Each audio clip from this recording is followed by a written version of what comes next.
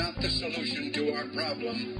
Government is the problem. We can meet our destiny to build a land here that will be for all mankind a shining city on a hill. You're listening to the Liberty Brothers Radio Show, only on Revolution Radio. Now, here are your hosts, Jim White and Jason Van Tatenhove. Crusade for freedom is your chance in mind to fight communism. Please hang up and try again. Hello. Hi, is this Rebekah? Yes, it is. Hi, Rebekah. You're with Jim and Jason from the Liberty Brothers. You're live on the air. How are you today? I'm great. How are you guys? Oh, we're very well, thanks. I want to give you a proper introduction here. Joining us on the line is Rebekah Roth. For 30 years, she was an airline, working in the airline as both a flight attendant and an international purser. Her book right now, Methodical Illusion, is, I believe, number one in a certain section, Rebekah, and I know it says it's sold out, but you told me that's not necessarily true. I had a chance to download Rebekah's book yesterday and read it overnight, and I can tell you I was blown away by some of it. There's no doubt about it. Right now, she's been all over alternative media and on many radio talk shows, and we're so delighted that she decided to stop and join us today on the Liberty Brothers. Rebekah Roth, thanks so much for joining us. Well, it's my pleasure to be here, and I'm so glad you got to read the book. It's a real quick read for almost everyone. A lot of people tell me, I'm so glad I started that on the weekend because I couldn't put it down. So that's good. I like to hear that. It's a quick read. It tells a lot of stuff. It took about 4 hours or so, 4.5 hours for me to read. And first off, I want to say, before we get into the interview, well, the beginning of the interview, the first question.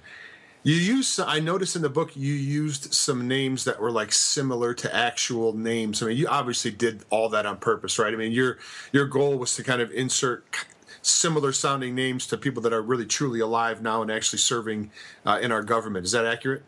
That's correct. I like how you did that. That was good stuff. All right, now, boy, I tell you, there's such a mountain of information to go to. I tell you, a lot of the stuff that you covered in the book I was aware of, but there was a few things that really impacted me that I hadn't heard before. And Jason, I'm not sure if you heard of these. We're being joined by Jason as well, Rebekah. He's on the line with us. I didn't realize that these companies had taken insurance policies out on their employees up to 6 months before 9/11. Can you flesh that out for us a little bit and go into that? Yeah, I actually met someone on Facebook in conversation that actually had that experience happen to him. He was an underwriter for one of the larger life insurance policy holders. And the companies, actually they were companies that were directly targeted, several of them in the towers, and they were taking out these large life insurance policies on their employees that were in those offices, and a lot of them were killed 6 months or more prior to 9/11. And as an underwriter, it kind of red flagged him. He's like, what's going on? Because this is very abnormal that the employer would do this, and a whole bunch of them were happening at once at the same employer through the same company. And he was so concerned, he took that information to the FBI, and believe it was in Houston, his real story, and they basically ran him out of the country. They harassed him until he left and he went south. He's in a different country now. They did not want to stop this. They didn't want to hear about this. And there was so much insurance fraud that I ran into in my investigation that was just mind-blowing. I was very much like everyone else. I watched it unfold on television, and that's how I got all the details that I got. Luckily, I was home. I'd just gotten home.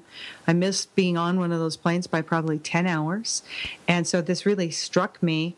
I mean, it was just a reality check, and of course it changed my airline career drastically immediately when I went back to work after, it took me about 10 days after 9/11 to go back and work a trip. And so, to learn all of this stuff, I was like, wow, I didn't know all this, and I probably got my information where the majority of Americans did. The only difference with me is I had a 30-year airline career, and I understood how the FAA protocols worked and what the crew members should have been doing and how slowly information comes out. And one of the reasons I I chose to write the book as a novel, and I do some character building in the front half of that book so that people can really understand what happens when an airline company has an accident or a crash or an explosion or some type of thing, and how we feel toward the media. That was all kind of true. Rebekah, this is Jason. Thanks for joining us. We really appreciate it.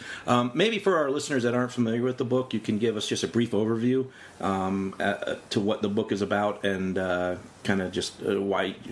Obviously, you're going into why you've written it, but what spurred you to actually take the action and say, I'm going to write a book?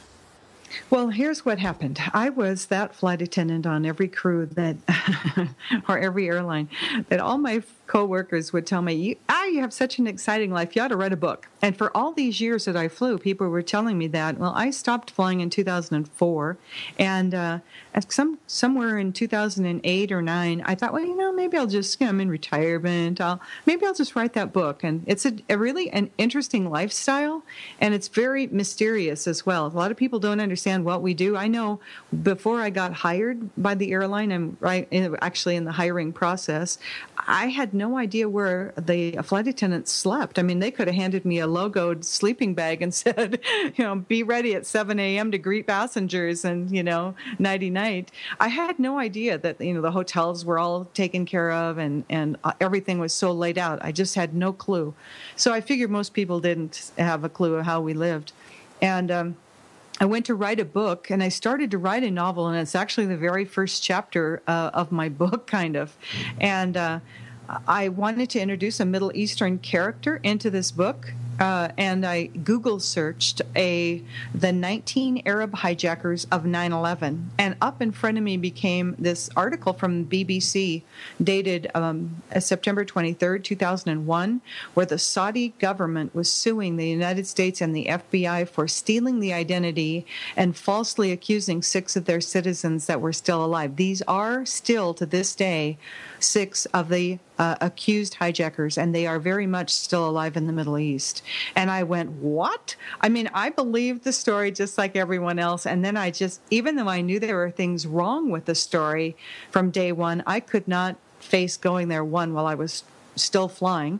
And afterwards, I guess in a sense, I was in cognitive dissonance. I didn't want to know that our government would either allow this to happen or do this. And so I was in that cognitive dissonance that so many people are, even though I questioned what I saw on television, because airplanes can't fly into buildings and just disappear like that.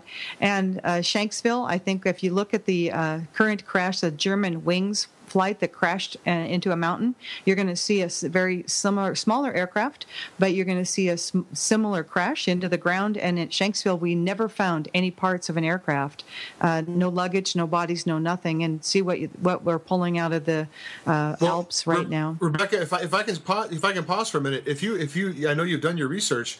If I remember correctly, the coroner that came to Shanksville made a statement, and I'm going to paraphrase.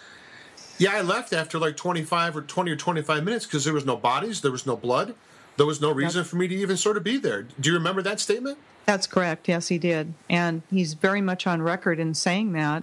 And I also have friends that were associated with the FBI that had coworkers on the scene and that told my friend that there was absolutely no aircraft there. No crash, 0, nada. And that's the FBI telling a coworker. So not only did I see that there was no plane crash there, and I knew that, and then it's the same at the Pentagon. I mean, I just couldn't face going in to look. But when I found that these 6, at least, of these hijackers were still alive, and this lawsuit was threatened by the Saudi government from September 23rd of 2001, and yet I'd never heard this. Now, I continued flying and went through recurrent training where we cover hijackings and hijackers and terrorists and things like that. And this information had never been seen by my eyes. I was like, what? And so that really started my 9/11 research. I set my book aside and I thought, well, I got to get into this. And it was truly what I call my wake-up call. My aha moment was discovering that the United States government was sued. Those guys that are those 6 Saudi Arabian guys, some of them are pilots for Saudi Air and Air Tunisia, and are actually working in the airline. And they stole not just their passport pictures, their photographs, but they also posted their home addresses. If you can imagine being a professional airline employee traveling around the country to country and being known for in all of history, and this is still going on to this day. Waleed Shahri is one of them. And interestingly enough, he'd actually had his identification, his passport stolen from Denver, Colorado. And Denver, Colorado plays a role in the whole story as well. So that's kind of what's the role? I'm wondering because I'm from Colorado. You have to read the book. All right. Fair enough. And then you'll uncover it slowly, piece by piece. What I did was I went into, I don't know, a good solid 2 years. And when I say solid, man, I compare myself to that guy in Close Encounters of the Third Kind. I didn't build the Devil's Tower, but I came darn close. And I had all these charts around my desk in my office, and I had charted the FAA's story and the flight attendants' phone calls and the passengers' phone calls and the National Transportation Safety Bureau and what they claimed the aircraft were doing in altitude and attitude. At one point, the Flight 93 was upside down at a 40-degree angle, coming down 6,000 to 10,000 feet a minute, and at one point upside down. Yet the passengers were taking over the cabin for the cockpit from the hijackers while the plane was upside down or coming out of the sky 6,000 to 10,000 feet per minute. And that's incredible G-forces. Nobody's standing in the aisle. And the whole idea of the official story that the flight attendants on board just did nothing. We're highly trained to handle hijackings. We would never, ever allow you as a passenger to take over any kind of emergency, whether it's a hijacking or a fire on board. That's what we're trained for. And we would have been telling those passengers to sit down and shut up. I mean, they would not have had control of the aisle, period. So that whole story was just nonsense from a professional flight attendant's point of view. I know a lot of flight attendants. Since the book has come out, I've had lots of United and American flight attendants contact me and thank me for writing it and for bringing these things out, because much like what you see today or this last couple of weeks with the German wings crash, there's actually CNN and I think it's the Telegraph or the Independent out of the UK claiming that the captain was using a crash axe on the cabin side trying to crash into the cockpit. There is only one crash axe on any aircraft. It is located and strapped to the wall inside the cockpit. He would not have taken that out to go to the bathroom with him. That's insanity. And so now they're claiming that somebody has a video showing that. Well, I'd like to see that, because there's no way there is a crash axe located in the cabin, because you would always have the possibility of some passenger going berserk or learning that it might be in the cabin. So it's just I guess they passed all this stuff past us on 9/11, and they thought we would believe anything. But there's just some crazy nonsense going on there. They want us to believe that SIM cards and cell phones lived through the impact, yet the flight data recorder didn't. That's impossible. Those things are built to. Or a paper passport. After the plane crashed into the towers, a paper passport survived that giant fireball and flame and made it all the way to the street.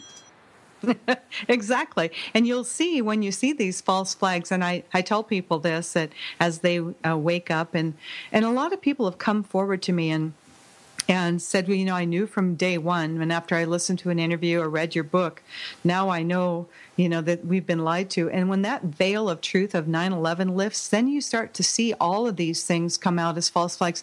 I don't know what they're hiding with the German wings event, but they're hiding something, because if they claim that its cell phone and SIM cards can live through something when a flight data recorder can't, then that's a lie. They're hiding something, and it could be the CERN collider, because that thing was firing up and it was almost at full speed. It could have shot out something. There could have been a NATO exercise going on. There could have been an accident where they maybe fired off a new laser weapon and it went a little further than they thought it might go, and unfortunately this plane was hit. I mean, there's all kinds of things that could have happened that they're covering up. I just haven't figured out. It's a cover-up, but I can't figure out what it is, and it will be a cover-up until they show us what was on the flight data recorder, because those things do not, except for on 9/11, that's the only time in the history of aviation that those black boxes disintegrate. So when I see stuff like that, the passports living through this, now we've got a SIM card, and, who knows, maybe they're just creating all of this stuff about this poor co-pilot whose girlfriend now is pregnant to him. They were planning to get married. I don't know that a marathon runner could suffer depression, because when you train for a marathon, you have to run. When you run, I used to do a lot of running, you emit endorphins, and those are natural highs. They don't go hand in hand with depression. So when you start to see things, and this is what happened to me, and I know a lot of people are having this happen, when you wake up to the 9/11 truth and realize all the stuff that was going on that can't be a coincidence, and it didn't help any of the Arab nations, none of them, not one. Who benefits is, got to just look at this. Now, why would it benefit? And this is why I have my character Vera ask her friend as they're investigating, is how could it benefit any terrorist organization to actually strike right in the Office of Naval Investigation, where the misplaced $2.3 trillion investigation was going on? Why would they care? Why would they care that Building 7 held all of the evidence for the WorldCom, Global Crossing, and Enron investigations, and those trials were going to court the next month? Why would they care? Why would they care that $240 billion in Brady bonds were expiring September 12th, 2001? Why would any terrorist group care? And when you start to look at all the stuff that happened on 9/11, it's beyond coincidence, and not one Arab nation gained anything from that event. Absolutely none. Yeah, We've killed millions of Arabs on an illusion. That was 9/11. Yeah, and now we've got the depleted uranium affecting not only the areas over there, but the soldiers coming back. It's been a mess since the start. I remember watching it live. My brother was literally two blocks away from the building when it went down. I'm originally from northern New Jersey, New York City. So my whole family lived there my whole life, and I lived there till I was 10 and would go back every summer till I was 18. And I knew what Building 7 was. I remember the reporter saying Building 7 has gone down while she was standing right in front of Building 7 I'm going, wait, no, that's Building 7 right there. So I knew right from the start something was up, because, how are they going to know that Building 7 is going to go down beforehand? You make that mistake, and then suddenly it's all covered up. Well, that's true. And, as I did this investigation, I found some really interesting things. What I did is how I diagnosed where the planes were taken was using the phone calls and the fact that the flight attendants were not following protocol and that sort of thing. But an interesting thing about that Building 7 and the early announcement is that the night of September 10th, the former Prime Minister of Israel, Ehud Barak, he was in New York, and the next day he was in, coincidentally, the BBC studios. He's the man who coined the phrase war on terror, and he's one of the very first people that told us it was Osama bin Laden behind this attack from the BBC studios that morning in the United States. And so interestingly enough, that he was right there in New York the night before, and he was a part of a special operations unit from the Israeli Defense Forces of Mossad called Sayeret Matkal. The Sayeret Matkal are highly trained assassins. They are also trained in anti-hijacking procedures, and they're trained in hostage rescue procedures as well. Now, getting back to Denver, Colorado, there was a passenger that we were told was killed on Flight 11. His name escapes me, but I'm pretty sure you can find it. He was seated he was passenger 9B on Flight 11. And if you just do a quick Google search about this gentleman, you'll find out that he, too, was a highly trained assassin. He was trained as an anti-hijacking specialist, and he was also trained in hostage rescue. Now, what a perfect guy to have in a hijacking, huh? But the official story goes that even though he was fluent in English, grew up in Denver, Colorado, moved to Israel when he was 14, so he's fluent in Hebrew. And then while he was living there, he also became fluent in Arabic. Now, one of the things that I I got a red flag on when I was studying what the two flight attendants on Flight 11 said was, interestingly enough, one of them claimed that 9B was the hijacker. One singular hijacker was pointed at by both the flight attendants that called in from Flight 11. And Betty Ong, the first gal that called in and she called reservations, she said some things that kind of raised some red flags for me. And she said he, as in the hijacker, he stood upstairs. And there are no stairs in a 767. She also immediately said that he, as in the hijacker, one singular man, had sprayed mace or pepper spray in business class, and they couldn't breathe up in business class.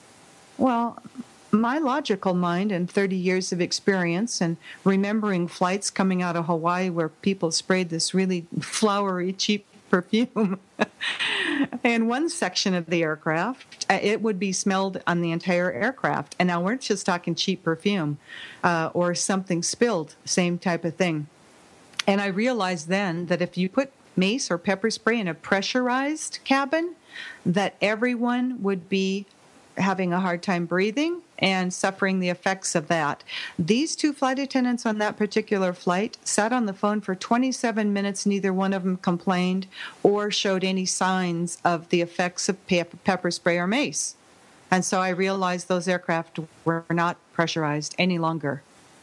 Rebecca, sorry, Mm-hmm. Go ahead. Go ahead. One of the parts I remember is, and I'd heard this before, but you brought it back up again in your book.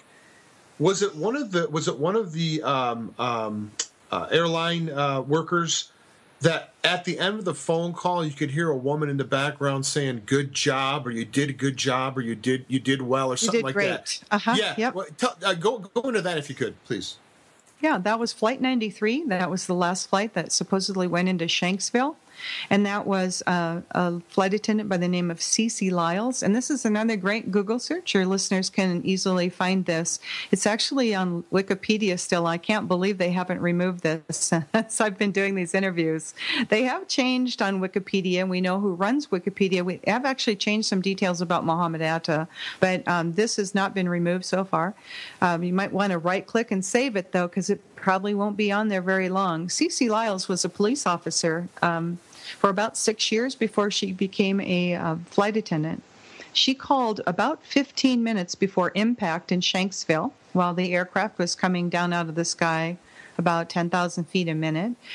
Her phone call, you can hear, there's no sound of jets or anything. She leaves a message on her home recorder at 9:47, and that's what you'll hear when you see these players. Just look for the one that's her phone call, and you can hear it at the end of her message, and she's basically saying goodbye to her husband and children, leaving them a message on her home recorder. She hands the phone to someone, and you can hear the ruffling of a receiver or maybe cell phone being handed to someone, and maybe their fingers touch over the speaker part. And after you hear that, you can crank up the volume, put on your headset. You can hear a woman tell her, "You did great." And that'll make the hair on the back of your neck stand up. Because let me tell you this, she's a flight attendant, highly trained to handle a hijacking. If she's making a phone call, for one thing, keep remembering that the airplane's coming out of the sky 6,000 to 10,000 feet. That's a lot faster than the plane that just crashed in the Alps. You would not be sitting there calmly without any sounds. You would be hearing this shuddering sound of the aircraft sounding like it's coming out apart, because it will sound like that rapid of a descent. She's sitting there calmly. You hear no jet sounds or any other people, and you would hear passengers screaming and reacting to this in fear, because it's very scary to come out of the sky that fast, whether it's through a decompression or anything else, any other kind of emergency. You would have heard commotion in the background. And again, nobody is going to tell a flight attendant that she did a good job making a phone call to her family. That's insane. So what that told me, again, was that plane, too, was on the ground somewhere, and there was a woman handler involved who told her she did great because she was told to call and say goodbye to her family. All of the phone calls, by the way, from Flight 93, that was the last one of the day that went supposedly into Shanksville. Interestingly enough, most of those were made from cell phones, and that aircraft had been flying for about 45 minutes when those calls started. So what I realized when I did all this research was, though phone calls all had to be made from the location on the ground. And I found that, and I actually teach the reader how to discover that too. Those are real websites that I mentioned, and those are the real airport codes that Vera and Jim put into that computer site, that website, to tell you how long it takes to fly there. And it matches perfectly with the phone calls. So what do you think? Do you think those people are still alive? Do you think it was just staged? I mean, obviously something didn't hit the ground there. There weren't the bodies. It's not what they're telling us. But if there's a handler, since you haven't read the book, I can tell. I didn't get a chance to. I didn't get a chance. All of it comes out in the book, and unfortunately, no, they are not still alive. Okay. They weren't part of some charade. There were handlers on board. They're probably no longer in the United States of America. There were not 19 Arab hijackers. The passenger manifest did not list any of those people. Now, we know for a fact that 6 of them are still alive because the Saudi government sued the United States government and the FBI over that. Right. And I have actually found 10 of them still alive. And since the book has come out, I've got people in the Middle East that have told me that these people that are accused of being the 19 hijackers have been all over TV in the Middle East.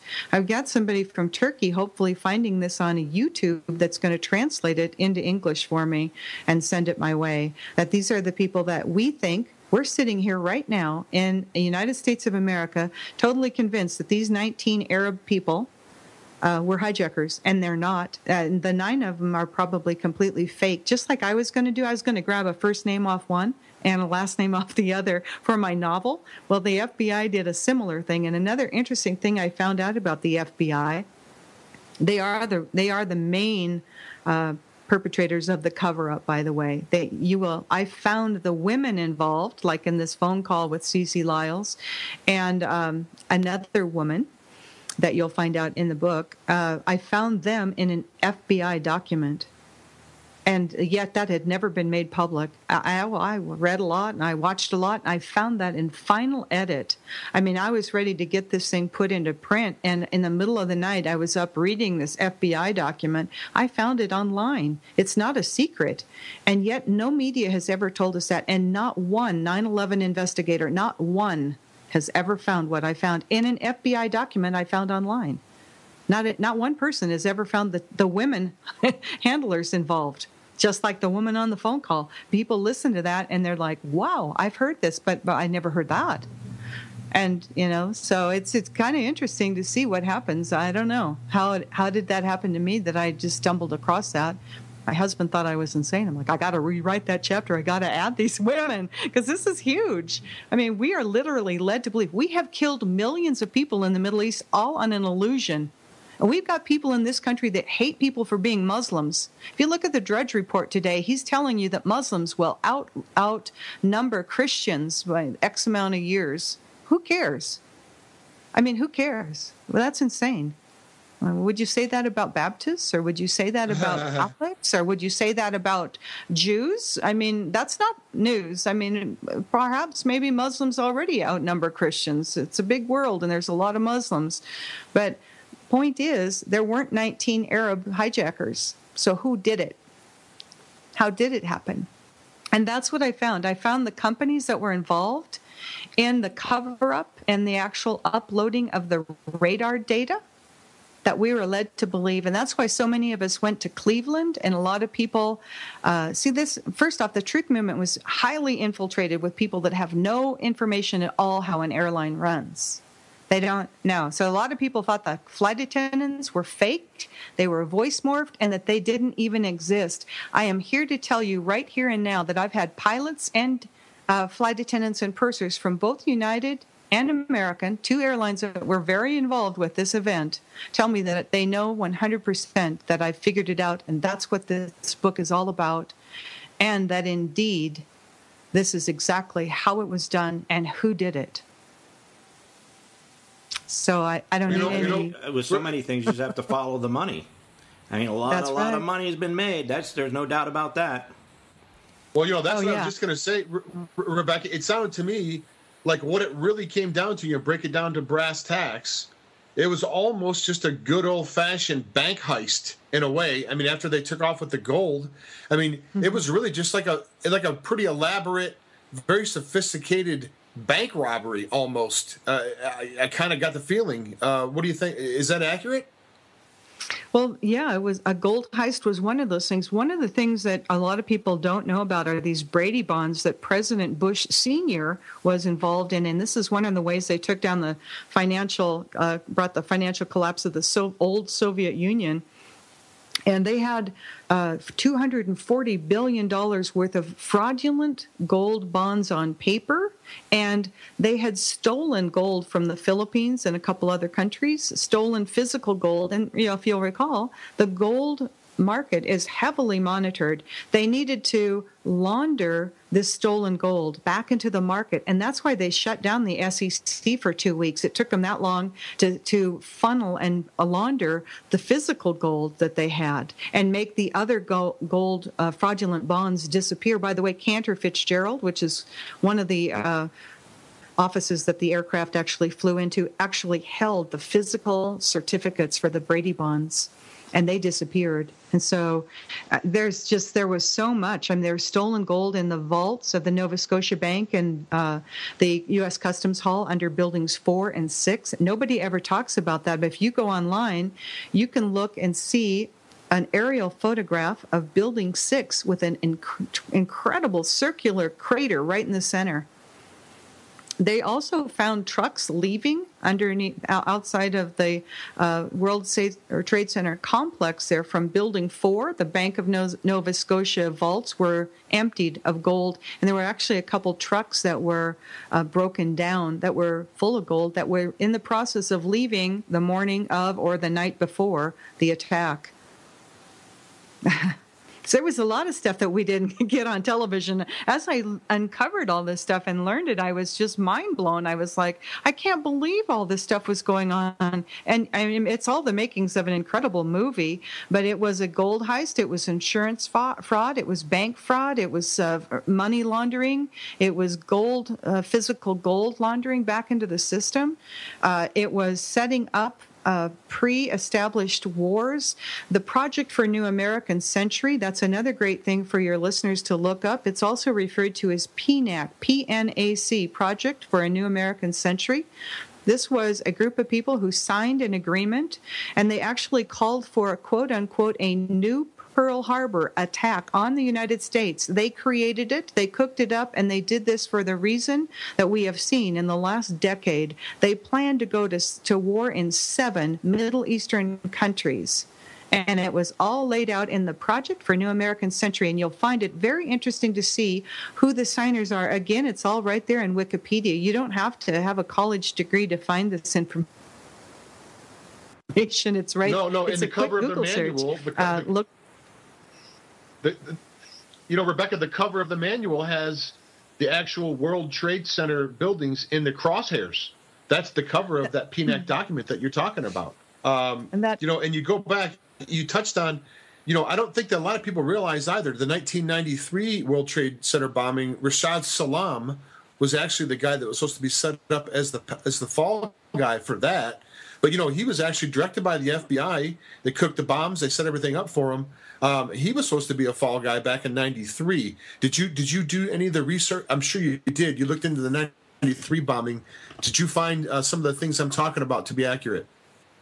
Very much so, and that was an FBI setup. And interestingly enough, about the 93 World Trade Center bombing, after that, the gentleman who was the comptroller of the Pentagon, we're talking about that misplaced $2.3 trillion, good Rabbi Dov Zakheim. He was actually a dual citizen with Israel and the United States as the comptroller of the United States Pentagon. He was under investigation for this misplaced $2.3 trillion. That's with a T. Dollars. He also has a couple other companies that are very, very much involved with the entire event of 9/11. One of his companies, called SPC Corporation, has a subsidiary company called TriData, and TriData did a lot of the construction, reconstruction, and the repair work after the 93 bombing. That is the only company in the United States that has access or had access to the blueprints of the World Trade Center towers. Even to this day, architects and engineers for 9/11 Truth, Richard Gage, cannot touch those blueprints, and those buildings have been gone for 14 years. Rebekah, have you had any pushback with the book? Have you had people wanting to not get this information? I mean, I know you put it into a fictional format, but you've got to have some people saying, we really don't want you putting this out in no uncertain terms. No, I haven't. Awesome. It's out there. They can't stop it. And every time I do interviews, it becomes either a blog or a video on YouTube or both, and it's out there more and more. My main concern now is what I've stumbled across, and I put it in the book, but actually stumbled across their future plan, the next 9/11. Really? What can you tell us about that? Oh yeah, I tell you that type of stuff keeps me. Are you talking about the 9-day period, Rebekah? Is that what you're talking about? That 9-day period, that 9-day window? Yes. Please go into that if you don't mind.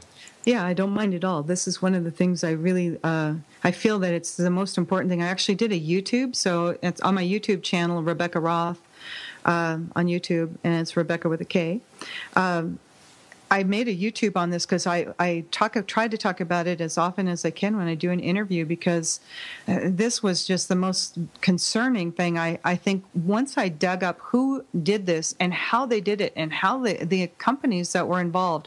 The good rabbi, he was also involved with the flight termination system, which is a plug-in device that remotely controls an aircraft, which is how they did this with those 4 aircraft, and that's how they remotely took them to that one location that I discovered also. So the good rabbi, he's very involved. He's also involved with a corporation or a consortium, a group of people that do something else. They refurbish commercial 767s into refueling tankers for the military and sell them across the world to militaries around the world. So we don't know. Maybe those airplanes are still flying. But let's see. Let me tell you what happened to me then after I discovered who all the players were, how it was done, and all of that. I'm driving with my husband we were on a 4-hour car ride, and I just picked up a brand new iPad. I'd never dealt with one before, so I didn't know how to bookmark anything. I was just kind of scrolling through and reading news. I'm kind of a news hound. And I read this article that caught my eye. And it was coming from an Israeli online source, and I think it was Ynet News. It could have been Haaretz, but I think it was Ynet News, if my memory serves me correctly. I was so blown away by the information, I thought, wow, I'll just pull this up when I get home to my laptop, but it was gone by then. What it said was that Israeli intelligence had intercepted an al-Qaeda plan. Well, anybody that's done any research at all realizes and knows that al-Qaeda was a creation of the CIA and the Mossad. We created them in the mid-'80s, and they were also referred to as the Mujahideen, and they were fighting the Soviets in Afghanistan. Hillary Clinton is actually on tape telling people at the Congress that we created Al-Qaeda. That's our creation. It's just like we created ISIS right now. That's out there. It's just kind of a spin-off group from Al-Qaeda. So the story went that Israeli intelligence had intercepted Al-Qaeda's plan to attack 5 or 6 major cities in the United States. And this would be done marking the anniversary of the Navy SEAL team supposed death of Osama bin Laden, starting May 2nd, going for 9 days until May 11th. And that 9/11 just popped out at me. I was like, what? And then they would be using a combination of biological, chemical, and nuclear attacks over this thing. And I thought, well, now, if this isn't important enough to be on the U.S. news, what they're telling us about Kim Kardashian's backside. And I immediately went from reading this article, luckily out loud to my husband, because it was scrubbed off the internet. And I'm like, when do you think they're going to do this? This May, next May, some other May? Well, this is the Jubilee Shemitah year, so it could possibly be this year, and it could be this May, and it could happen again in September on the anniversary of September 11th or thereabouts, because there's a lot of things that are lining up with the blood moons, the Jubilee year, and the Shemitah this year. And so that could have been a message to someone that come the next Jubilee year, this is what's going to happen. Sell your property and get out of these major cities. I know that pre-9/11 that people were told not to go to work in the towers through a text message service called Odigo out of Israel. So these planners who do this, they let people know what's going on. But I was so blown away that I just read all this news and I hadn't seen anything. I went back and I started looking at all the other news channels, all the other sites online, and not one mention of this. And then I remembered I bet you guys remember this too, that after 9/11, or when you started looking into the event and what might have really happened, is that the Israelis also, the Israeli intelligence, now we remember 9B was one of them, that the Israeli intelligence said, well, we knew there was chatter. We knew this was planned, these using airplanes as a weapon of mass destruction. We knew this. We tried to tell the American intelligence, but they wouldn't listen to us. Well, what are the chances that an Israeli Sayeret Matkal trained assassin would be the first person we're expected to believe was killed by a plastic box cutter? They have literally elevated this man to hero status in Israel because they really have benefited. One of the very first things that happened when we went into Iraq is we built 2 pipelines, a gas and an oil pipeline, directly into Israel. Now, so again, as we look at who benefits, well, not one Arab country has so far.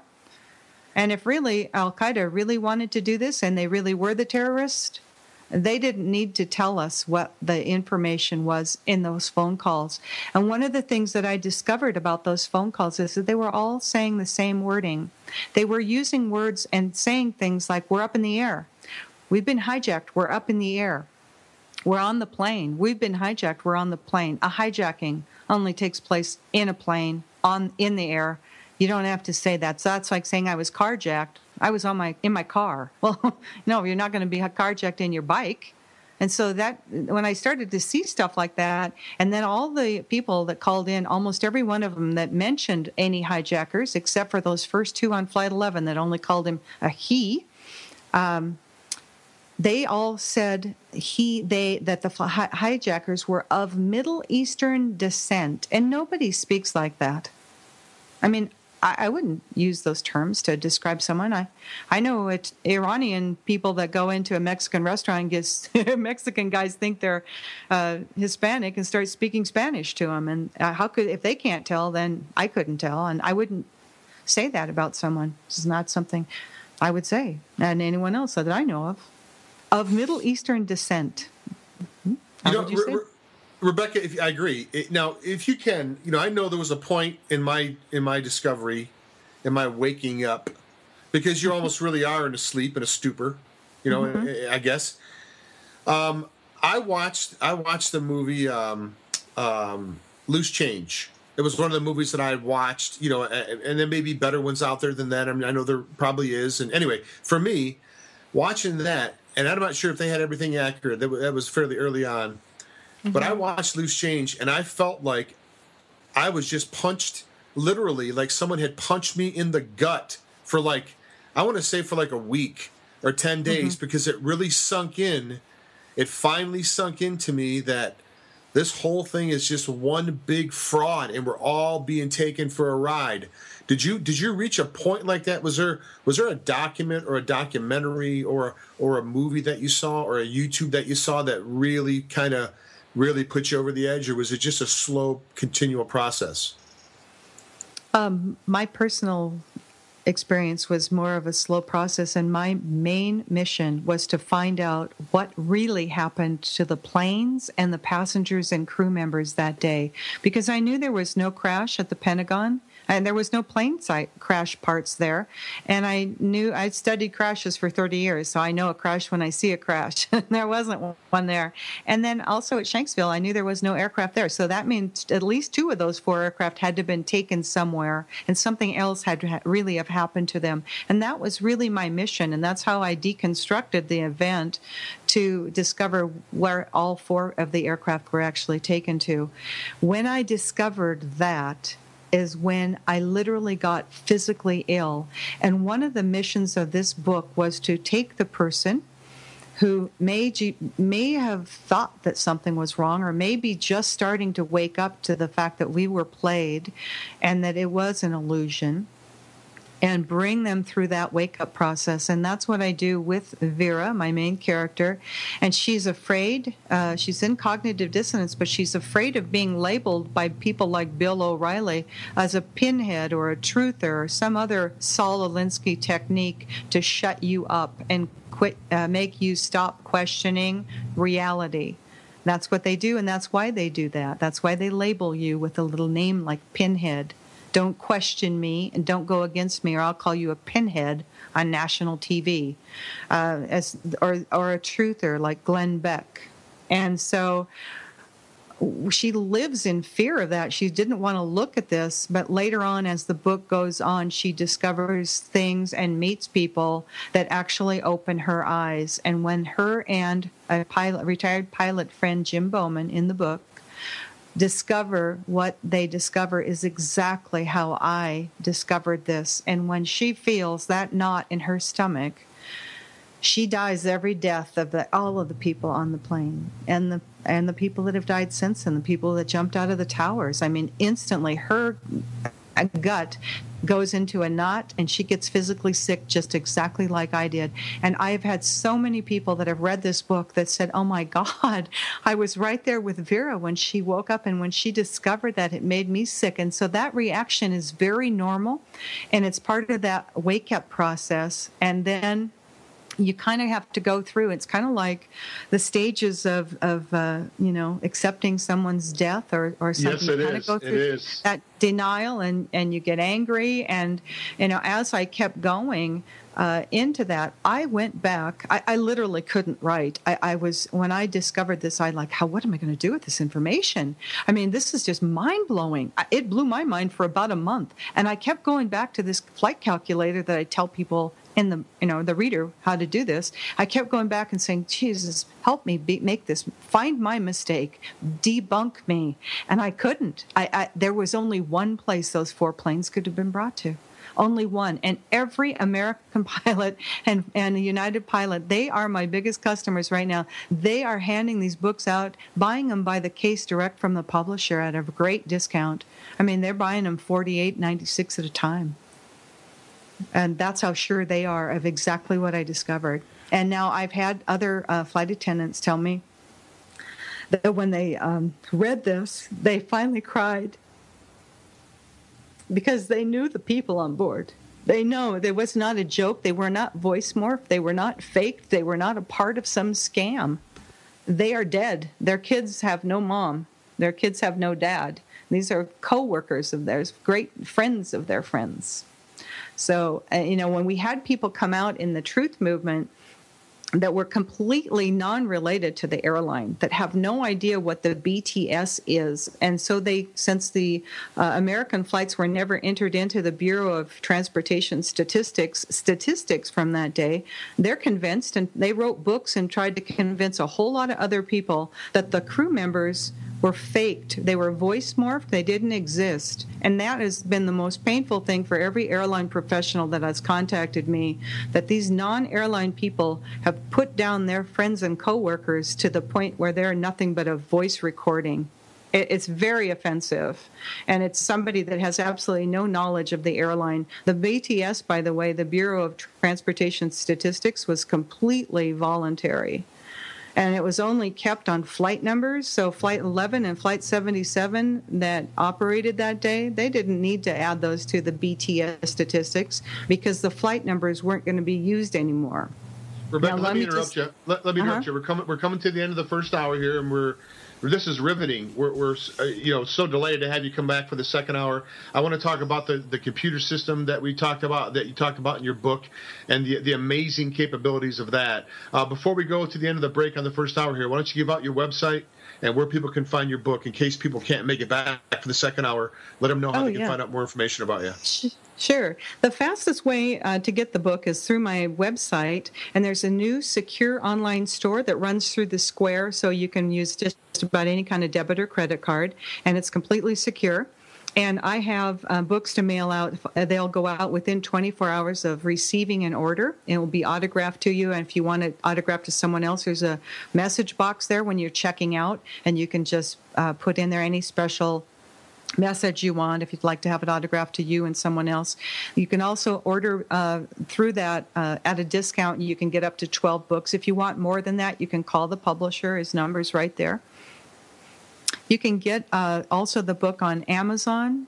Even though they say it's temporarily out of stock, it will be sent to you. But the fastest way is through my website right now on the Kindle. And you can also order it from Barnes & Noble or any bookstore. It's on the Ingram book list. It's not on the shelf. All right, well, that's the end of the first hour. We'll be back on the other end of the break with Rebekah Roth. Thanks, folks. We'll be right back.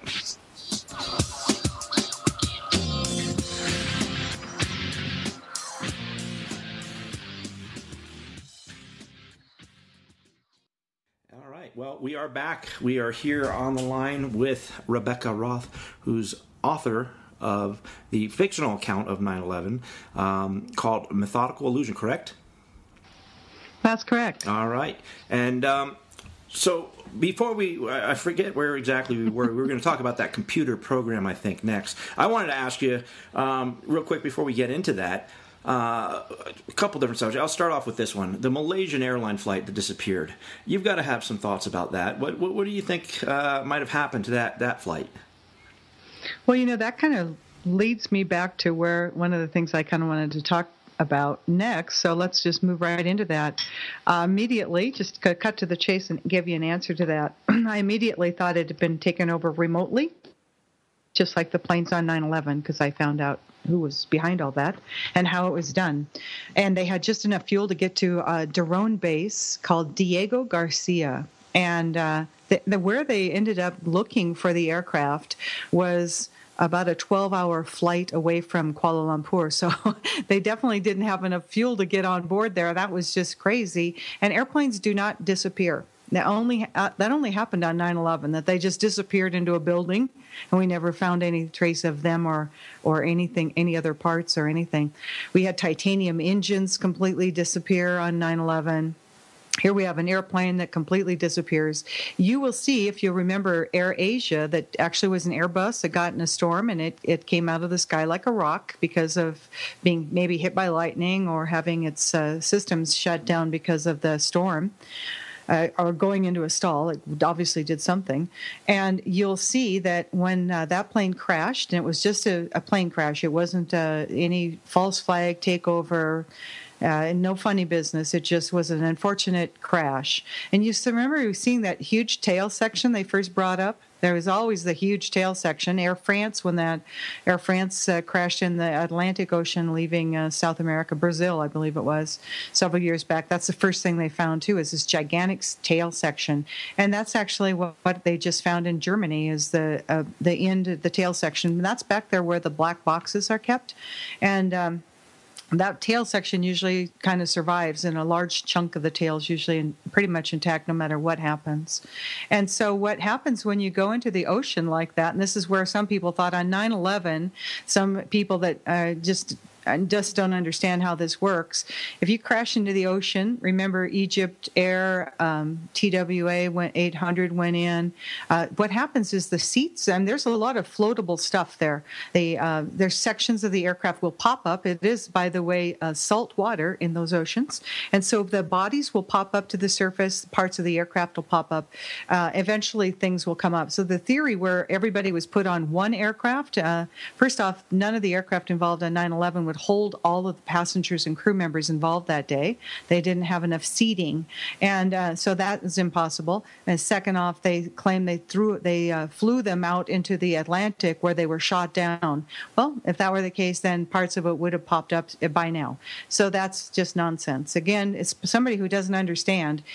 If you see a plane crash into the ocean, Air Asia is what you want to look at, and that's exactly what it's very typical. So when you cannot take a 777, that's a giant airplane, and when you have engines like they did, where they're constantly pinging back to the manufacturer, and you have satellite technology like we do, it's impossible to lose an aircraft like that. That airplane was taken somewhere, and more than likely it was taken to Diego Garcia, because it was actually seen in the Maldive Islands descending toward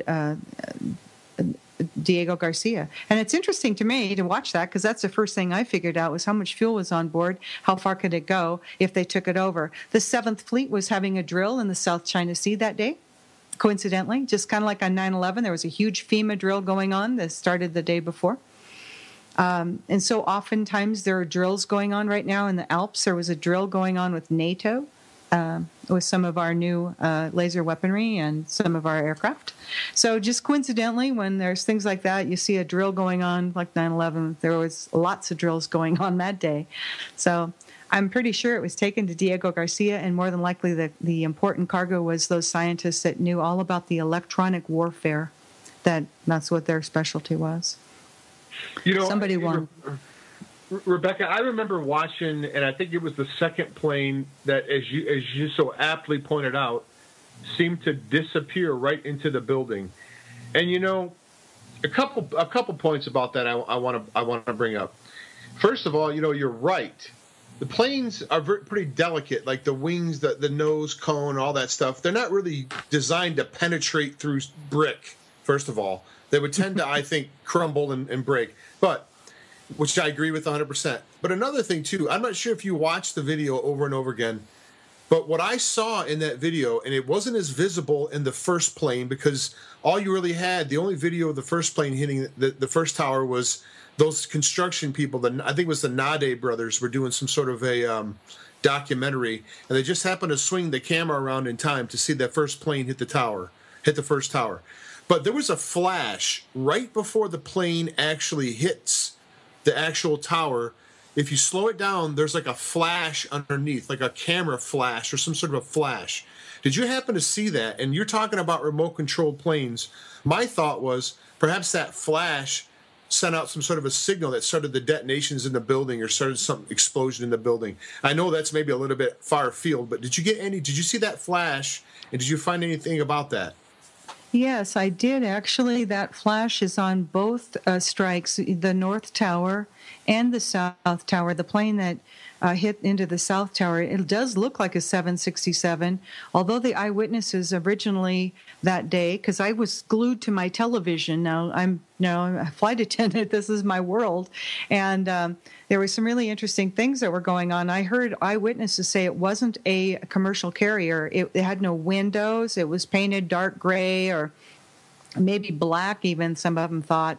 But they didn't see that. Originally, the people that thought they saw something go into the North Tower thought it was a very small aircraft. And if you try as hard as you can to slow down the Naudet brothers video, you'll see airplanes much smaller and much different looking than a 767. And so I don't know what that was, but originally the first responders and the police were getting calls that it was a missile launched from the Woolworth building. And that, again, has been kind of buried, but it's out there if you look for it. And that's what police officers thought they saw, and the people responding. And there's actually police recordings of their chats between dispatch and each other that there was a missile being launched from the Woolworth building that went into the North Tower. Pilots that really look at the aircraft that goes into the South Tower have really been able to, because that one goes slow enough that you can see it, because it's impossible for a 767 to go as fast as whatever it was that went into that North Tower. It's just impossible at that altitude. It's less than 1,000 feet high, and you just can't fly an airplane faster than that. That aircraft's maximum speed at 35,000 feet is around 530 miles an hour. And so when you see you can't slow a video down to get any kind of visual on that, that thing was going a whole lot faster than that. If it were a 767, it would be bigger than that, and it would also be coming apart if it were going 700 miles an hour. So it would be literally falling apart. And that's what happens if you make an airplane fly faster than it can. It won't stay together, and that's why they have a maximum speed. But yes, that flash was definitely there on both of them. And there's a lot of pilots that say that if you look at the building, or the South Tower plane that went in, Flight 175 from United supposedly, that it's actually a longer a different size than the 200 series. It's closer to maybe a 300 series 767, and that would be the distance between the nose and the leading edge of the wing. And so it's not in line with the type of aircraft that the 767 was supposed to be, according to the story. But interestingly enough, yes, there was a flash there. I don't know for sure what those planes were, but obviously they were not what we thought they were. Interestingly enough about those phone calls, that I really kept diving into these phone calls because that's just what made me discover what I did. On Flight 175, this is another plane. This is the second plane that left from Boston. We had two people on there making phone calls again at the very same time. Both of these planes had two people making phone calls. Those calls started at the same minute. And at 9 o'clock, which is 3 minutes before impact into the South Tower, we're led to believe, two people called their family. One was a passenger traveling with his wife and daughter. Peter Hansen was his name, and he reported to his father at 3 minutes before impact that he thought that the hijackers were going to fly the plane into Chicago and fly it into a building. Now, prior to 9/11, not one American would ever dreamed that up. Not one of us, unless maybe we were in Washington, D.C. planning it. Well, there was also the Fox, well, what was it, the X-Files. The X-Files actually had that scenario going on in one of their episodes. Lone gunman. Yeah, right? The lone gunman, yeah. And so, interestingly enough that he would think that, because if he was looking out the window, he was seeing he was over Manhattan because he was 3 minutes before impact. Another guy called in, and this guy, interestingly enough, at first when I read the story, I thought, well, that's kind of interesting that this guy, he was an F-14 fighter pilot. He was 6'2", 225 pounds, Miramar, Top Gun, quality trained fighter pilot. He served in the Gulf War of 91 as an F-14 fighter pilot. Now, these guys in Miramar, we're talking, this is the Blue Angels training camp, right? These guys are good, and I flew with a lot of them. So I'm going to tell you, I know personally, I know at least a half a dozen of these guys that train at Miramar that I know a lot about their training, and I've been through them. I've been in their hangar. I've been at air shows there. So interestingly enough, this guy was an F-14 pilot, and at 3 minutes before impact into the South Tower, he called his mommy. And he told his mom, she said, well, can you tell where you're at? He said, we're being hijacked. He didn't say any details about who the hijackers were, just that we were hijacked and it doesn't look good. She says, can you tell where you are? He says, we're over Ohio. And just so you know, that Ohio is an hour and 50-minute flight from Boston. He is now 44 minutes into his journey. Now, he's a pilot. He should know this, right? He's looking out the window. He's 3 minutes before impact looking at Manhattan. He says he's over Ohio. And then he says to his mom, a bunch of us passengers, this is 8 minutes after they realized they were hijacked, a bunch of us passengers are going to take back the cockpit. We're going to take control. Okay, well, first off, no flight attendants are going to let you do that in a hijacking because there are specific protocols of what to do and what not to do, and we are in total control. So that's BS. And then I thought to myself, well, hey, wait a minute. Taking over the cockpit, that's Flight 93 scenario. I wonder how he would know that. After the book came out and I continued to look to see who these handlers on board might have been, since we know 19 Arabs weren't there. And we know that 10 of them are still alive and the other 9 are quite possibly completely fictitious. That means we had to have handlers on board. Hey, we did have a Israeli Sayeret Matkal, highly trained assassin and an anti-hijacking specialist, hostage rescue specialist on Flight 11. So I'm looking at this guy. And there are these two companies, and this is where we're leading into the computer work. There were two companies involved in this, and lo and behold, if this guy, who, and everything I had read about him till the book came out in print, was that he was a business consultant. He'd, done his time with the military, and he was now a business consultant. Never a company was named. Well, lo and behold, in his obituaries online, I find out that he was working for the other company that was very much involved in this. It's called MITRE, M-I-T-R-E. And MITRE is the shadow government. They run the IRS, Obamacare, healthcare, and everything else, including radar. This company and P-Tech which was a startup foreign-owned company of about 3 years of age, when they had gotten into 22 U.S. government computer systems, thanks to Michael Chertoff. They were sitting in the FAA headquarters for 2 years prior to 9/11. They are the radar specialists. P-Tech is an interesting company. They were owned by or financed by a Saudi Arabian and a Lebanese gentleman, and their marketing gentleman was a Jewish American attorney who obviously had some great connections with Michael Chertoff. Michael Chertoff, by the way, is also a dual Israeli citizen, just so you know. He managed to get them into 22 U.S. government security systems, including all of our national security. FAA, air traffic control, NORAD. Now, are you wondering why NORAD didn't scramble those jets for an hour and a half? No, you gotta wonder. You gotta wonder why that. I mean, there's so many protocols. Technically speaking, a plane wouldn't be able to make it to the Pentagon, right? It would be shot out of the sky. Well, that's true. And remember, that plane that supposedly hit the Pentagon took off from right across the river. It was less than 8 miles away from the Pentagon. Why they flew for an hour and a half is nobody's. I mean, why would you, as a hijacker, why would you choose to do that? Because you know that, first off, that's the most protected building in the entire world. Second off, that if you go off course in the United States and you are no longer responding to the radio, military jets will scramble at you in 6 minutes, and I've had it happen, I know. So it's quick. And nobody who planned something like this that knows our system, which they obviously did, because whoever planned this had control of NORAD. Because NORAD, on that day, was thinking that Flight 11, which crashed at 8:46 in the morning into the North Tower, supposedly, was actually flying toward Washington, D.C. at 9:24 a.m. They saw that on their radar because there were these two companies in the FAA headquarters that had access to their radar screens through a back door in the software. So they hijacked the radar and put fake radar.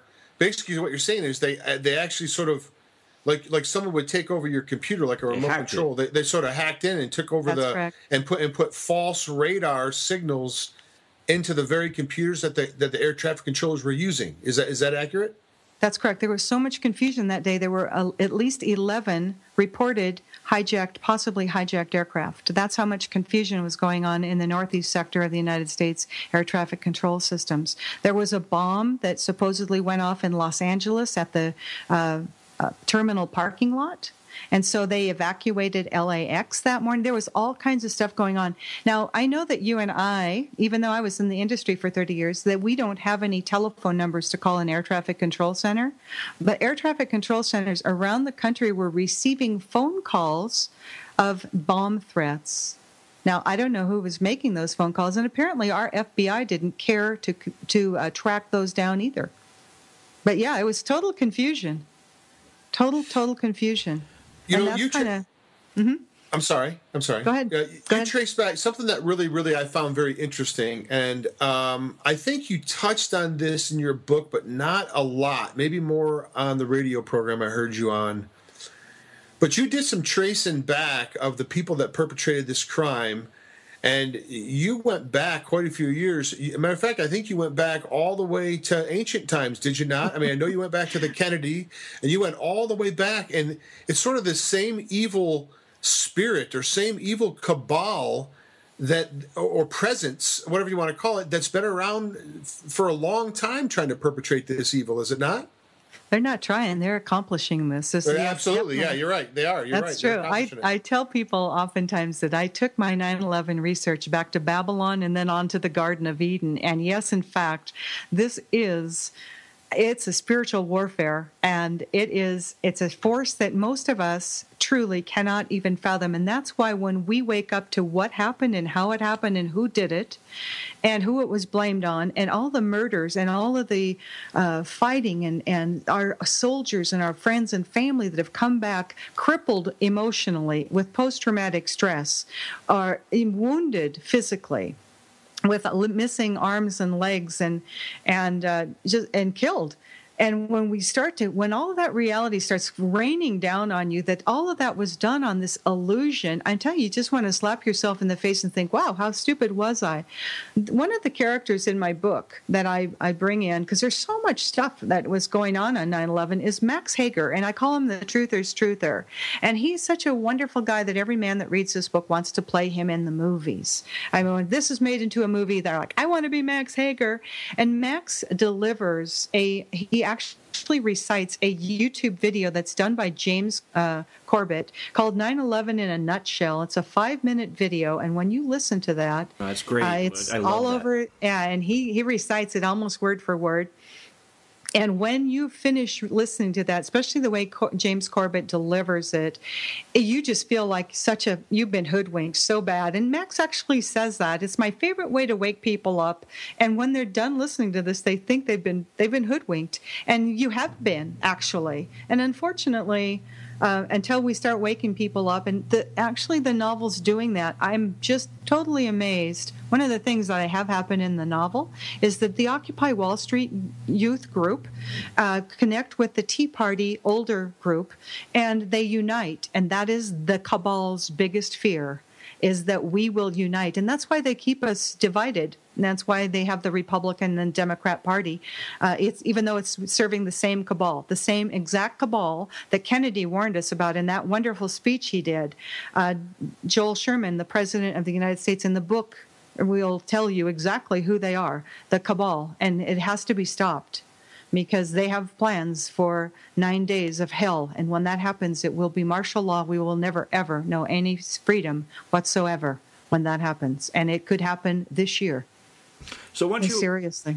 Once you wake up, and there's been a lot of people speculating that we're going to be seeing a bank holiday followed by some sort of major black or false flag event, such as a nuclear event, something like that. There's a lot of the people forecasting this stuff are talking about this type of incident happening, and so it certainly could. There's no doubt about it. As far as the false flags go, once you woke up to one of these things, I mean, we were talking yesterday with the gentleman Gerard Williams, who wrote the book Grey Wolf, which goes over what really happened to Hitler. And he started out as a mainstream journalist, worked for Reuters, worked for all the major mainstream media guys, very long, distinguished career, and then decided to take on this project as kind of a joke. And but once he started researching it, he found, oh, wait a second, there's a whole lot of lying going on here, and I can back all this up. And Yep. It's amazing to see that awakening process in people. But once you do wake up to the Matrix, it's hard to shut it down, because you see so many more of these things. I mean, when you look at what happened at Sandy Hook and some of these other events, the Boston bombing, you can't help but to notice the inconsistencies, and it just, I don't want to say everything's a false flag, because I don't think everything is, but you sure kind of get wrapped up in it, where it's easy to lose hope because you're seeing so much of what's happening. Do you know that, Satan cannot really create anything new, and you'll see the same, this evil force, we'll call it what you like, give it any kind of name you want, but this evil force doesn't create anything new. It plays the same game over and over. Where on 9/11, we had the passports that survived when titanium engines can't. We had paper passports that could miraculously go through. I'm sure that was in the guy's suitcase or briefcase or in his shirt pocket, and nothing survived of the plane. Not even a black box, and they're indestructible. But his paper passport did, and the same happened at Flight 93 in Shanksville. There was a paper passport not from a passenger, just a hijacker. The same thing happened in Paris at the Charlie Hebdo. These guys stole a car, and they left their ID in it, so we know who they were. And you'll see that same kind of stuff, the ID or these weird things. And when you start to see the media change their story right away, as soon as this next false flag hits, everybody just needs to record every single solitary thing. And when you start to see, for instance, on the German thing, I knew it was a false flag or some sort of a cover-up going to happen when they first said that a Mayday came out of the aircraft. And then they said, oh, no, it didn't. Well, guess what? All conversations with air traffic control are tape recorded. And so it did or it didn't. And there would be no reason for them to say it did unless somebody heard it. And there would be no reason to say it didn't unless they were hiding something. Just so you know, on that particular aircraft, the captain went out to go to the bathroom. To get back into the cockpit, there's an electronic keypad right there. He just punches in the code, and the door unlocks, and then he has to push it open.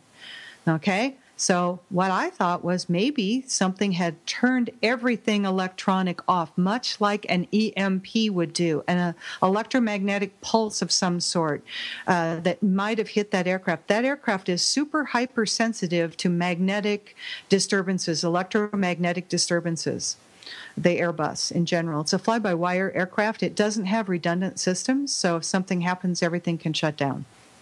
So let me just bring this into this conversation, because I think it's really important that we have just a little chit-chat about it. It's off the book, and it's not part of 9/11, but there's something that's really concerning me. I was actually thinking about heading toward Montana, so let's be in touch. Jade Helm. Yeah, 15. We've been talking about that quite a bit. There is a drill, and I've actually read an article. At first, I started to see it only in blogs. It was only, and I thought, okay, if it's just a blogosphere, it's fear-mongering. And remember this, on 9/11, when they kept showing us that stuff over and over, that's part of brainwashing, and the television is run by the CIA, and they're also run by 6 corporations that if you look into those, you don't have to go very deep, and you're going to find them all connected to 9/11 and the perpetrators therein. You don't even have to, this is not even deep research. You will find a connection to people in Hollywood, you will find people connected to the Federal Reserve, and you will find people connected to 9/11. The PNAC signers, the Project for a New American Century, that called for a new Pearl Harbor. Always, always, always there's a drill going on. FEMA had a drill going on in downtown New York that day. That they just gotten all their people in the day before on September 10th. There were a dozen or more military war game drills going on that day, September 11th. When air traffic control contacted the NIATS, the northeast sector of NORAD, to tell them that they thought Flight 11 was hijacked, they thought that was the part of the drill, because actually some of the drill that was going on were aircraft being flown into buildings. So they didn't know if it's basically a drill going live. The same thing happened at the Boston bombing. So here we have coming up for July 15th through September 15th in 10 southern states, it's called Operation Jade Helm 15. And it's really kind of interesting because I've actually been to a National Guard area, National Guard, base, and they actually have a fake Afghani base or Afghani village set up where these guys train to do this door-to-door stuff. They don't need to do that with us. And I'm reading through this stuff, and I start to see things that are conflicting, like a SIM card lives through but a black box can't, or a passport lives through but a titanium wing or a titanium engine can't, right? So I'm reading this article out of a Utah newspaper, and because it's going to be affected in Utah, in Salt Lake area, I believe it was. And one of the reasons they said they wanted to use that area, keep in mind, there's a big National Guard base right there outside of Bluffdale, Utah, which is where the NSA building is. And they actually have a fake little village, Afghani-type village set up there to practice on. But they said they were going to do this amongst us citizens, and we wouldn't even notice them. They would go unnoticed by us. However, they're going to be using Chinook helicopters between 11 p.m. and 4 a.m. And let me tell you, if you've had a Chinook or 3 of them at once fly over your house at midnight or 2 in the morning, you're going to notice it. And it's going to be scary as hell for people. And there's a lot of people that are not living on the internet, and they're not in the blogosphere, and that are not really tuned in, and they're not talking about this on the mainstream media. And so they might not know anything that's going on, but you're not going to sneak in a Huey or a Chinook or any military helicopter they're going to be repelling down into your neighborhood in. So those are the conflicting things I start to see. Like Boston bombing had an actual bomb drill going on right there at the finish line at the library. Well, Rebecca, what about 7/7 in London? If you saw the interview with the guy that was actually the coordinator of the drill, he's getting interviewed, I want to say, on British television, and he says, incredibly enough, the exact thing that we're drilling for this day happens. Unbelievable. He says it's incredible. I can't believe you remember what I'm talking. You know what I'm talking about? Yep, I do. And do you know that Benjamin Netanyahu was in town that day too? Coincidence? Is that right? That's right. He wasn't. You're right. I read that. You're correct. Now, another thing I wanted to bring up with you, if you don't mind, in the book, you had, I want to say, was it Grace? Was that her friend Grace? Was her name Grace? Grace. Right, Grace. She got mixed up with. I don't want to spoil it. She got mixed up. Well, she had a boyfriend. Okay, she had a boyfriend. Do you see? Did you bring that up about the layovers and all the flight attendants being wined and dined? I mean, how accurate is that? A, and B, were you trying to say that may be an angle for these terrorists to use, as a try to use flight attendants and get in with them to try to gain favor with them to get information, or am I just making too much out of that? Yeah, you are actually probably. I know you read it really quickly, but the end of the story is, you'll remember that Khalid, who we are led to believe is a terrorist, is actually working for the planner of 9/11, who's planning the next event, who are also the people that were in London and were in New York and were in the BBC studios. And so what you thought was an Arab terrorist, Khalid, actually was not really. Remember, you'll hear Jim Bowman, I believe, and the president, Joel Sherman, say he may be speaking Arabic, but it's not his native language. Yes, I do remember that. Yeah, but so he was one of them. I would still consider him a terrorist, though. Maybe just not an Arab terrorist, because there you he's go. behind all that. Well, remember, I call this guy Mr. Big, the guy that's on the tape recording that planned 9/11 and is planning the next event. Remember, he says, to quote the Patriot president or something, where he refers to George Bush, W. Bush. He says, to quote one of this president's speech, "You're either with us or you're with the terrorists. In our case, it's both." Remember that? Yes. And so, yes, in fact, they are the terrorists. They are not Arab. They are not Muslim either, but they are from a Middle Eastern country, so they have one aspect of right. Well, I wanted to ask you about, back to that. There was, and I think these people were detained by U.S. law enforcement for a period of time. At first, I think it was rumor and speculation, but then I think as it got fleshed out, it realized it was actually accurate. There were apparently, I want to say, 5 or 6 Israeli citizens that were standing across the river on a van, I believe, or videotaping, and were seen celebrating after the planes hit, or something of that nature. Did you come across that scenario, or do you know what I'm talking about with those Israeli? I think they were detained, as a matter of fact, and then interviewed. Yes, a couple of years later. They were interviewed, if I remember now correctly, they were interviewed on Israeli television a couple of years later. That's correct.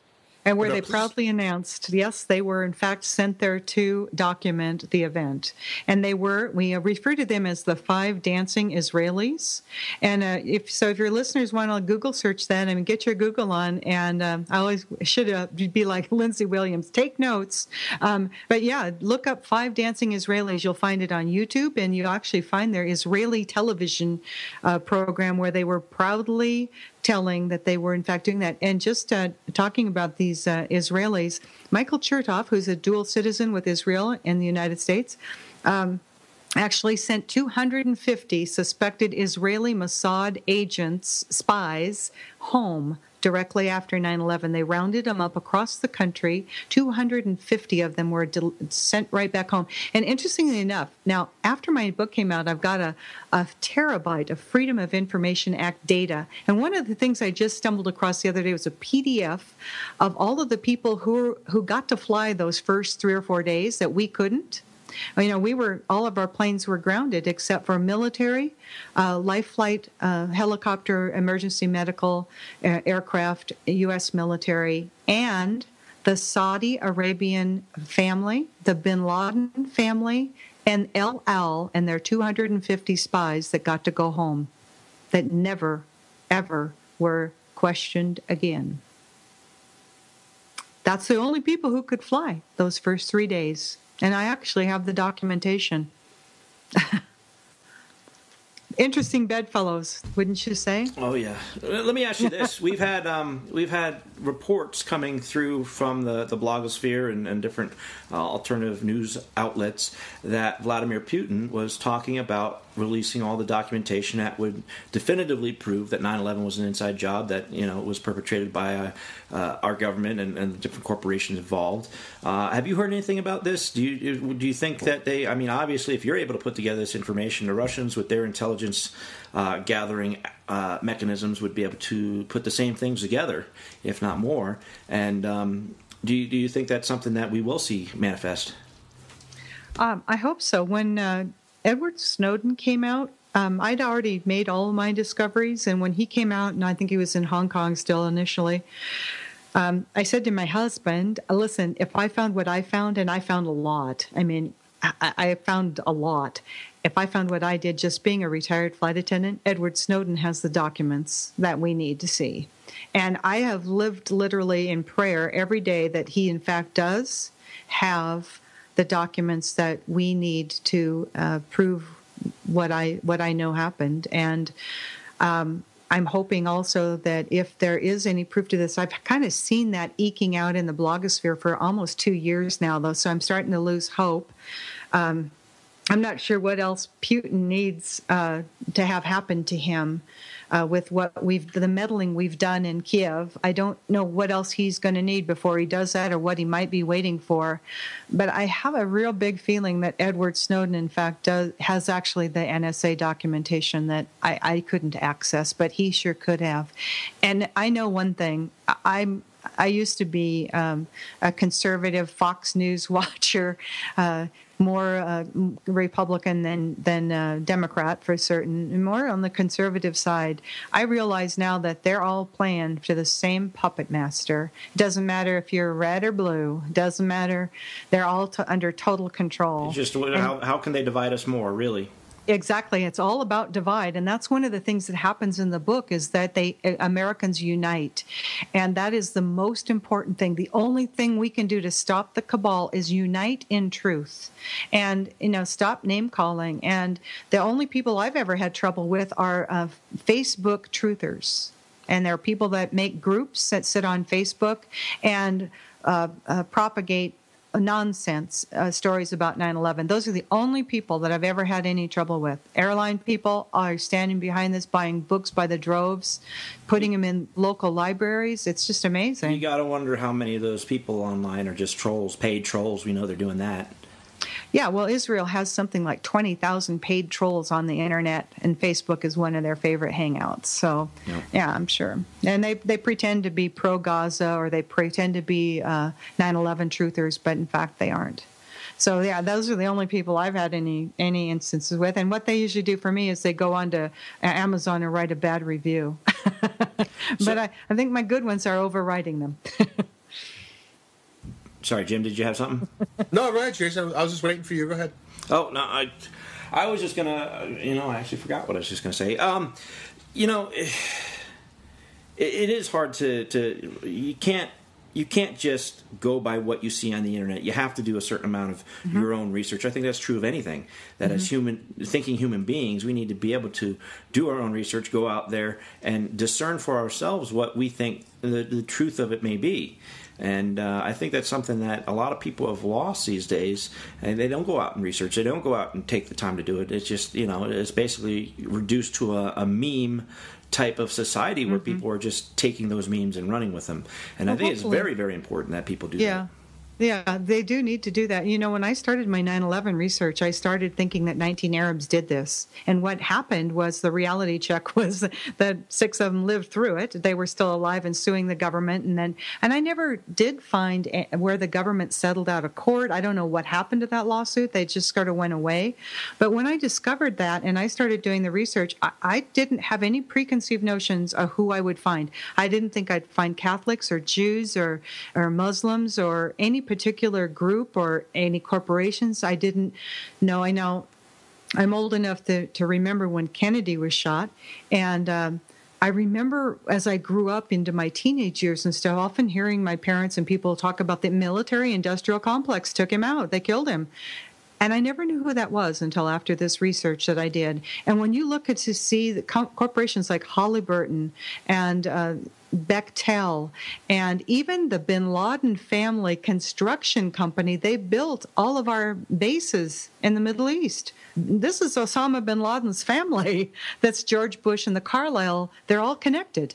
And so when you start to see all this, you just think, oh my goodness, well, have we ever been played? But one of the cool things that I've discovered from the book, and when I do the autograph books, it's very cool because it costs $20 to get an autograph book, and they come out the fastest. So Amazon's trying to slow the sales down by saying the book is temporarily out of stock. The book is a print on demand. So when you order one, Amazon sends the order to the printer who prints it, puts it in an Amazon box, and mails it to you. It should take a week.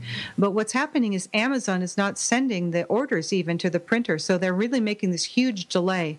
The fastest way to get the book is either Kindle or through an autograph book. It's $20, complete, total tax, license, shipping, everything.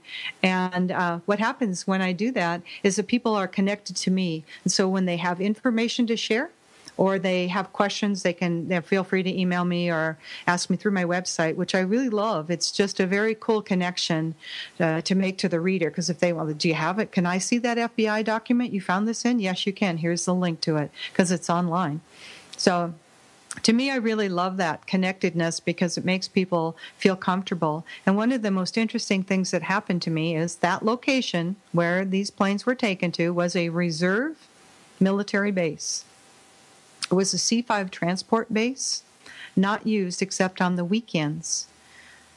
I had someone contact me after an interview I did to confirm that she, in fact, was based there in the reserve unit, the C-5 transport unit. And the morning of 9/11, her unit was activated. And when they showed up at the base had been evacuated the day before, and that they were locked out for 2 to 3 days from that area. And she said, that was one of those points right there that stuck out to me. That's I'm glad you brought that up about that base, because how eerie is that they were locked out and they could not get in there, and like you speculated, perhaps they just flew those planes out in the middle of the night. Easily, yeah, because the only planes that were flying were military. And if the comptroller of the Pentagon, who seems to be involved with the flight termination system, the remote control system that took over, had the blueprints to the both towers from his Tridata Corporation, has the company that refurbishes 767s and turns them into military refueling tankers, and was under investigation for misplacing $2.3 trillion.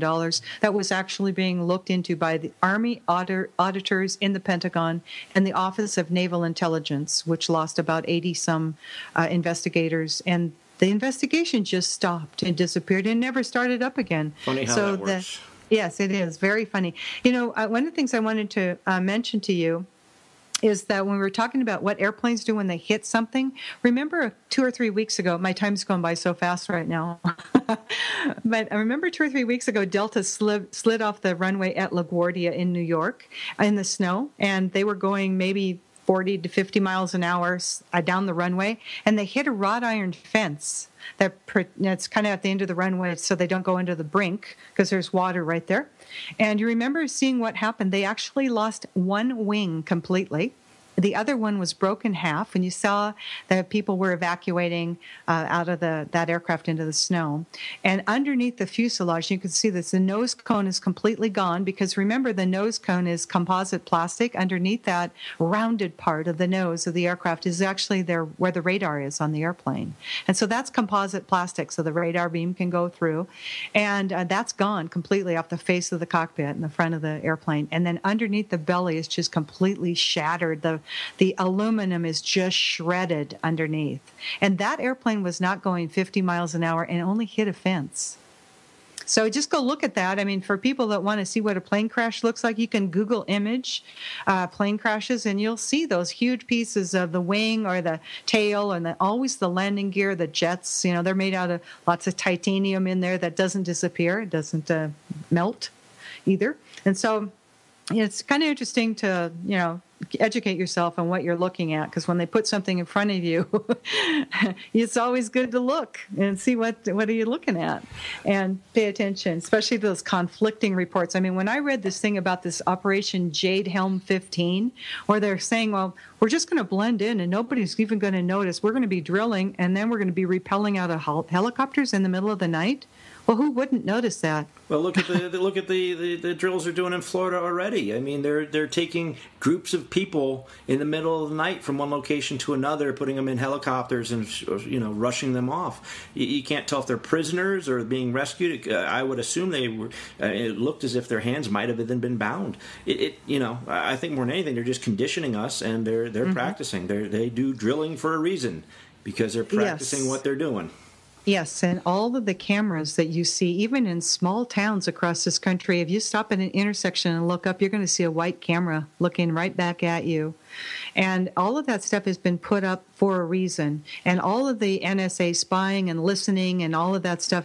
I found in one of my 9/11 research things that there was an Israeli company called Amdocs that had actually been recording every single phone call and text message made in this country for a decade before 9/11. So you're expected to believe that the 19 supposed hijackers, they never spoke to each other. They never planned this. Well, of course, they weren't even real. So, of course, we're not going to find that. But there's all these really weird connections back to Israel. And, people ask me a lot about these 28 redacted pages that they think that are pointing the finger at Saudi Arabia. I didn't find one Saudi Arabian company involved in any of this except for the Carlyle Group and the Bushes and the bin Laden family and the royal family that are, connected to the Carlyle Group. But other than that, I didn't find anyone that was an Arab in anything I did. If you could talk a little bit, Rebekah, and you're at the time, I could talk to you for another hour. We got about 5 or 6 minutes left. Talk, if you can, about, and I didn't even know this, another thing that I didn't know about the book, but apparently there's a number or a code that pilots call out over the radio that is a hijack code. It's a sort of a number that they call out, or a code word. Mm-hmm. And you said none of the pilots called that out. Is that correct? That's true. None of the flight attendants or the pilots followed any of the set-in-stone FAA hijacking protocols. And just to give you an example of that, if a hijacker came to me and said, I want to go to Cuba, and he has a gun or he has a box cutter, he has something, chopsticks, something he's wanting to hurt me with, this is what would happen on the days leading up to 9/11 and on that day. I would pick up an interphone and I would tell the captain this. Captain, this is Rebekah Roth. I'm being methodical and I'm having a really bad trip. He, at that point, would hear what I just said, even though you might not know what it was. The code words that I used in that phone call in a very formal manner, and using my name and the code words that I used, he would squawk 7500, which is a hijack code that he would put into his radio frequency. It's a super easy thing to do. And they would do that because of hearing that call from me. That was basically telling the captain that I have a hijacker that wants in this cabin. Roxanne wants into your cockpit, actually. It's in the cabin, and he's on me. And that at that point, they would squawk 7500, which would tell air traffic controllers, the company, and other aircraft that we have a hijacker on board. My job at that point would be to delay his entrance into the cockpit. The most important thing that the flight attendants didn't say on 9/11 was how somebody got into the cockpit, because that's what we would want to fix. How we fixed it was a grenade-proof cockpit door, which now we're claiming that the captain couldn't get into with his crash axe in Germany or in the French Alps. But so that's what would happen. And so the flight attendants never did that. And yet Betty Ong did say that she tried to call the pilots and they didn't answer. Well, here's why. The remote control system, that's a plug-in device into the onboard computer called the flight termination system. And once it takes over the transponder frequency. So the air traffic controllers lose the aircraft on their screen. They don't see it anymore. It's no longer transmitting a transponder code. It leaves. So what happens is the cockpit loses all communication with everyone once the flight termination remote control system takes over the aircraft. American Airlines referred to theirs as a flight interruption system, I believe. And so once that happens, you see, they can't communicate with anyone. And why did our pilots not want that to be installed? Because in a hijacking, we would land the aircraft, and there it would be liberated by some Delta Force or FBI, some SWAT force that's trained to do this hostage rescue, right? Once that happens, the pilots would need to be talking to the people on the ground.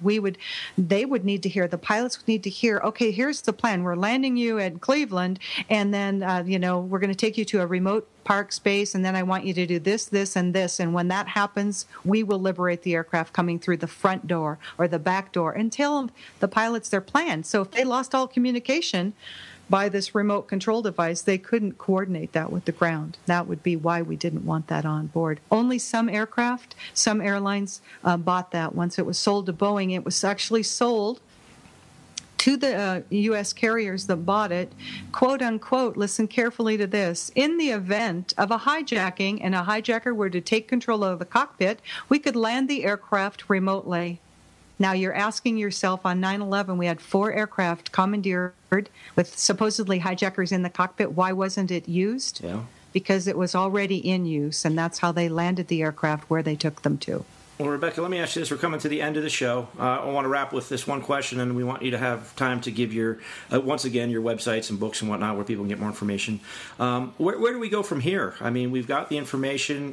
We're doing our part to try to get the message out and get people woken up. But, I mean, obviously there's a lot of work left to do if we're going to overcome what's happening to our country and to the world, really, and try to regain our freedoms that this cabal has taken. What do you think? What are our best options there? Well, first off, I want you to borrow the Kindle version. I think that it can be shared for the first 14 days it's purchased, and borrow that and read it off your computer or whatever device you have, and it can just be sent to you via email. Do you have it on iBooks? James has it. I think he read the Kindle. Okay. And if it's on iBooks, I'll just go ahead and get it. Yeah, he can. It's on Kindle on Amazon. It's $9.11 for Kindle, and it's instant, and it reads really well there. You can read it on your laptop or any electronic device. There's a free app from them. The back of the book basically tells you what needs to have happen. And when you're asking me where do we go from here, the best thing we can do is start waking people up to this truth so they can understand what's coming next. The future plan is also in the book, and help people understand. And then I say this, you need to get ready. You need to prepare, because if that biological, chemical, and nuclear attack hits this country, we're under martial law. You don't go out and buy your food storage then. You get it in your house, and you get it in now. I mean, we are on short time. I can't even stress enough. You want to be emotionally, spiritually, and physically prepared for this as a possibility, because it is real. It is as real as 9/11 was an illusion, because it's going to happen to us. Our time is very short as a country, as a nation, and we need to unite and do everything you can do to wake people up, help them get prepared. All right. Well, the music's coming in real quick. Again, just give out your website, and thank you so much for joining us. You bet. It's just www.methodicalillusion.com. You can get an autograph book sent out to you immediately for $20 US. And you can get it at Amazon. Rebekah, great interview, You Rebekah. bet. Thanks so very You're so much. welcome. Really appreciate it. Much continued success. Thank you. All